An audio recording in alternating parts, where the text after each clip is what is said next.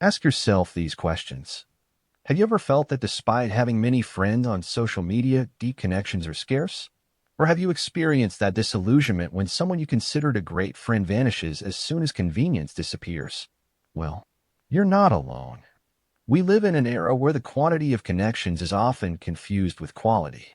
But Aristotle, more than 2,000 years ago, already warned us about this.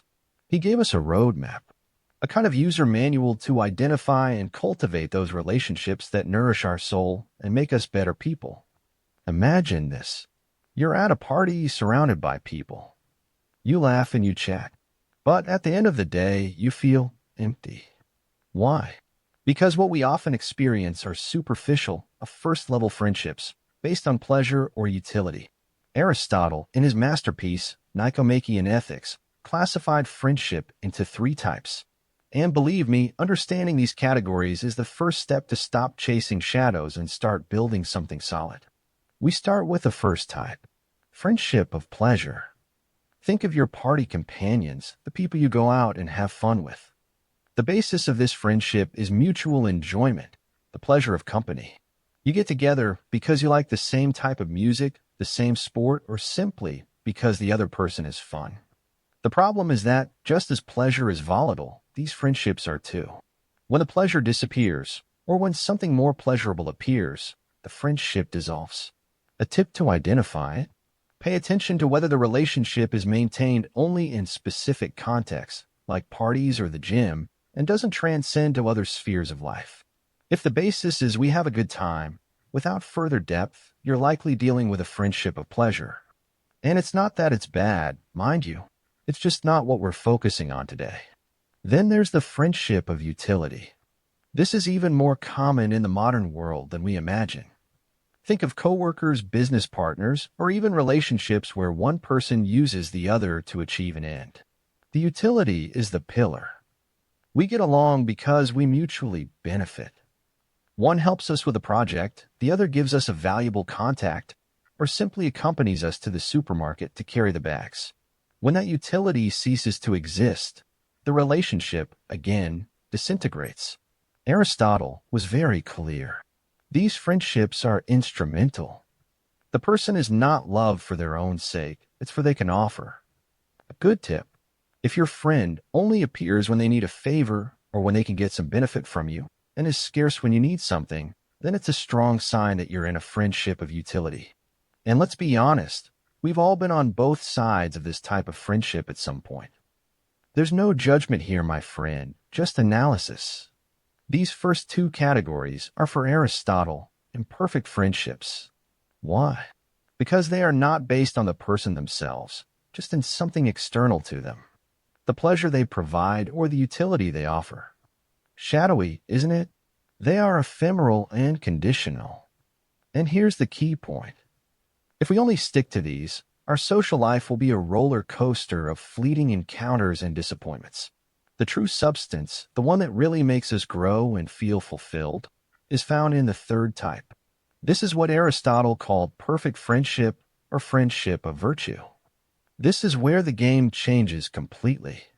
This friendship is not based on what the other person gives us, it's who the other person is. The friend is loved for their own sake, for their character, for their essence, for their virtue. And here the word virtue is crucial. For Aristotle, virtue was not a boring moralizing, is the human excellence, living in accordance with reason, fully developing our potential as human beings. A virtuous friend is someone who seeks to be the best version of themselves and, in doing so, inspires us to be the best version of ourselves. Think of it this way. In a friendship of virtue, you not only enjoy the other's company, you also admire their way of being, their integrity, their wisdom, their courage. You feel challenged to improve, to grow, because you see in them a mirror of what you aspire to be. And the most beautiful thing of all, this friendship is reciprocal. Both seek the good of the other, not for their own benefit, but is because they desire the flourishing of the other. It's a selfless love, based on respect and mutual admiration for character. Aristotle pointed out that these friendships are rare and require time. They are not forged overnight. They are like a good wine. They improve with years and shared experiences, especially difficult ones. Adversity, paradoxically, strengthens them because it reveals the true essence of the person. The big question is, how do we identify these perfect friendships? It's not just getting along. It's much deeper. It involves deeply knowing the other, sharing fundamental values, and most importantly, sincerely wishing the friend well. In this type of friendship, friends not only have fun together, they also help each other grow, overcome their flaws, and develop their virtues.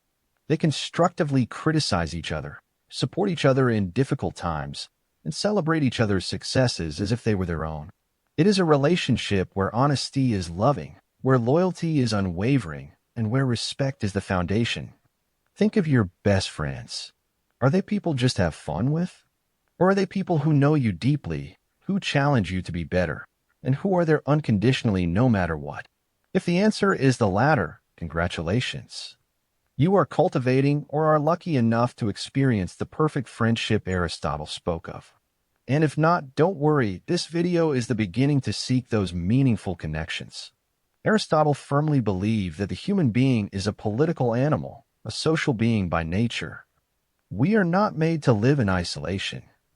We need others to flourish, to achieve what he called eudaimonia, which is often translated as happiness or human flourishing, but not a superficial, momentary happiness, a full, meaningful life achieved through virtue and reason. And guess what? A perfect friendship is a direct path to that eudaimonia. Why? Because in a friendship of virtue, the friend is like an other self. It's not that we are identical, but that in the virtuous friend, we see reflected the qualities we admire and aspire to. It is a mirror that shows us our own possibilities for excellence. When we spend time with someone who is honest, brave, and wise, those qualities are contagious. We feel inspired to emulate them, to improve our own habits, and to make more virtuous decisions. It's a virtuous circle, if you will. If you surround yourself with people who only seek immediate pleasure or personal gain, what kind of person will you become? Probably one who also prioritizes those things. But if you surround yourself with friends who value integrity, personal growth, wisdom, and compassion, it's much more likely that you too will develop those qualities. Our friends are a reflection of ourselves and a powerful influence on who we become. You can do a silent audit of your friendships. Do they uplift you or drag you down? The answer can be revealing. Aristotle also argued that friendship of virtue is essential for self-knowledge. How do we know ourselves? Often, it is through interaction with others. A true friend sees us, understands us, and offers us an honest perspective. They point out our blind spots, congratulate us on our genuine achievements, and give us the necessary support to face our weaknesses. It is in dialogue with a virtuous friend where we can reflect on our actions, our motivations, and our values. Without that mirror, without that honest and loving feedback, it is much more difficult to grow and understand ourselves deeply. Furthermore, perfect friendship is the most stable and lasting of all. Unlike friendships of pleasure or utility, which are fragile and easily broken when circumstances change, friendship of virtue strengthens with time and adversity. Why? Because it does not depend on external factors. It doesn't matter if one loses their fortune, if they can no longer party, or if their interests change. The basis is character, the essence of the person, and that is much more constant. Aristotle said that these friendships are rare because virtue is rare and because they require deep knowledge and considerable time to develop. You can't have an endless number of perfect friends. They are few, but invaluable. Now, the million-dollar question. How do we cultivate these virtuous friendships in the 21st century? In our era, it's not something that just happens. It requires intention, effort, and virtue on our part. Here are some teachings based on Aristotelian philosophy. In the first instance, virtuous yourself. It seems obvious, right? But to attract virtuous friends, you must first be a virtuous person. Work on your character, your integrity, your honesty. Be the person you would like to have as a friend. If you are trustworthy, loyal, fair, and compassionate, you will attract people with those same qualities. It's like a magnet. You can't expect to harvest apples if you sow oranges. Now in second place, Invest time and effort. Perfect friendships are not convenient. They require dedication. You need to spend quality time with your friends, not just in leisure moments, also deep conversations and mutual support during difficulties and activities that foster personal growth. This means being present, actively listening, and offering help when needed. Here is a tip. Instead of just texting, make the effort to have face-to-face or video calls. The depth of the connection increases exponentially. The third step, practice honesty and loyalty. A virtuous friend is honest, even when the truth is difficult to hear. They won't just tell you what you want to hear, but what you need to hear to grow. And loyalty is unwavering. A perfect friend will be with you through thick and thin, will defend you, and will support you, even when others turn their backs on you. But beware, honesty is not cruelty. It's telling the truth with love and with the goal of helping the other improve. In the fourth teaching, seek the good of the other for their own sake. This is the heart of friendship, of virtue. It's not about what you can get from the friend. It's about what you can do for them. How can you help your friend be a better person? How can you support them in their goals and dreams, even if it doesn't directly benefit you? This selfless mentality is what elevates friendship to its highest form. And finally, share meaningful activities. I'm not just talking about going to the movies or dinner. Look for activities that foster the development of virtue. It could be a book club where you discuss profound ideas, volunteering where you work together for a cause, or even simply long walks where you talk about life, its challenges, and your aspirations. These shared experiences, especially if they are challenging, strengthen the bond and reveal the true character of people. Aristotle believed that ethics was not just a set of rules, it is a way of life, a pursuit of excellence, of flourishing. And on this path, a true friend is a guide, a companion, and a catalyst. Why? Because the friendship of virtue offers us a safe space to practice and perfect our own virtues. Think about it. Where else can you be truly honest, vulnerable, and authentic without fear being judged more than with a friend who loves you for who you are? It is in these deep interactions where we polish our patience, our compassion, our courage, and our justice. Imagine you are facing a difficult decision, a moral crossroads. Who do you turn to? Someone who will only tell you what you want to hear, or someone who, loving honesty, will help you see the situation from all angles, consider the ethical implications, and choose the most virtuous path? A perfect friend is that invaluable advisor. They won't tell you what to do, but they will help you think clearly and act in accordance with your own deepest values. If you're looking for an advisor, look for a friend who is not afraid to challenge your ideas if they think you are wrong. That is true love. Friendship of virtue helps us develop our empathy. By genuinely caring for our friends' well-being, we learn to see the world from their perspective, to feel their joys and sorrows. This ability to put oneself in another's shoes not only strengthens the friendship, also extends to other areas of our lives, making us more understanding and humane people in general. Aristotle even suggested that wishing good for a friend is wishing good for ourselves, because in the happiness of the other, we find a part of our own happiness. It's a kind of virtuous selfishness. Now in these days, a world obsessed with social media and superficial connections, it's more relevant than ever. We live in a paradox. We have more friends than ever in the digital realm, but many report feeling lonelier and more disconnected than at any other time. Friendship of pleasure and utility abounds in cyberspace. Likes and followers are the currency, but how many of those friends would be there for you at your worst, expecting nothing in return? The happiness and well-being show that the quality of our social relationships is one of the strongest predictors of a fulfilling life, even more than wealth or status. And it's not about having many superficial friends. It's about cultivating a few deep and meaningful relationships. Aristotle knew this millennia ago. So, how do we forge friendship of virtue in the digital age? Firstly, prioritize quality over quantity. Stop worrying about having thousands of superficial connections and focus on nurturing the few relationships that truly matter. Identify those people in your life with whom you can be authentic, who challenge you to grow, and who support you unconditionally. It's better to have 3 true friends than 300 acquaintances. Secondly, disconnect to connect. Social media can be a useful tool for staying in touch, but cannot replace face-to-face interaction. Make a conscious effort to spend quality time without digital distractions. Organize dinners, walks, or simply grab a coffee and talk.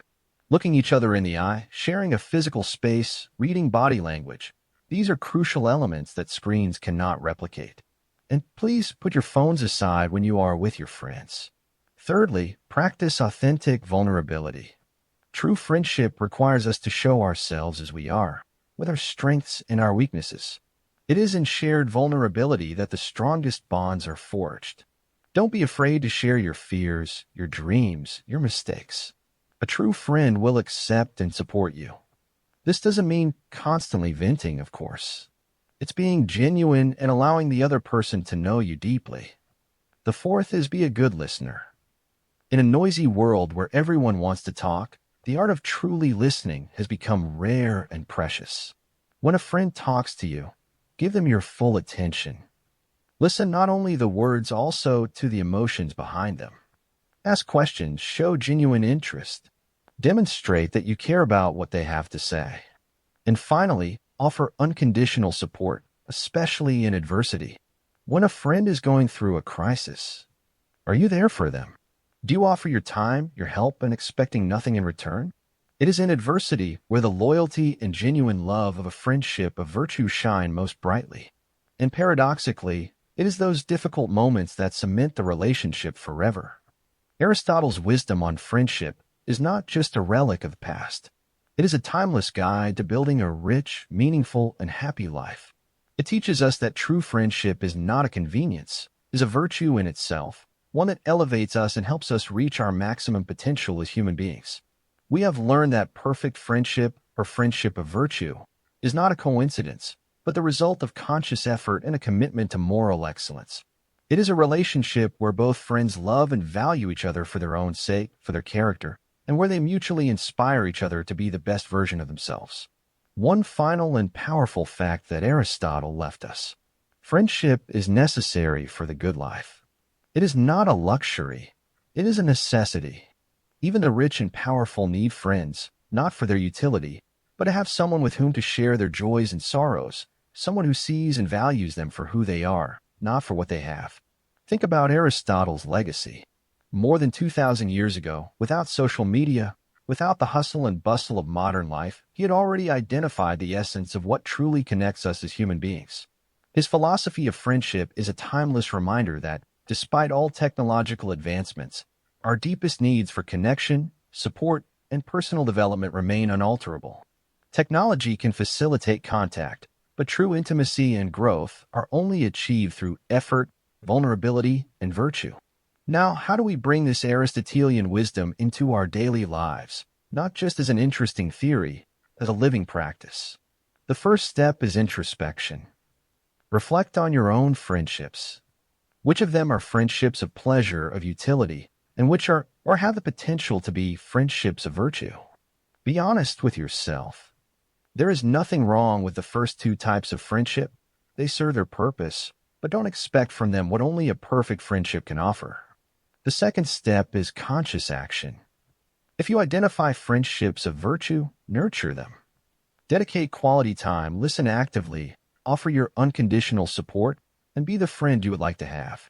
If you feel you lack these types of friendships, start cultivating them. Look for people who share your values, who inspire you to grow, and with whom you can be authentic. Remember, to attract virtuous friends, you must be virtuous yourself. Work on your character, your integrity, your ability to be a genuine support for others. Finally, remember that perfect friendship is a journey, not a destination.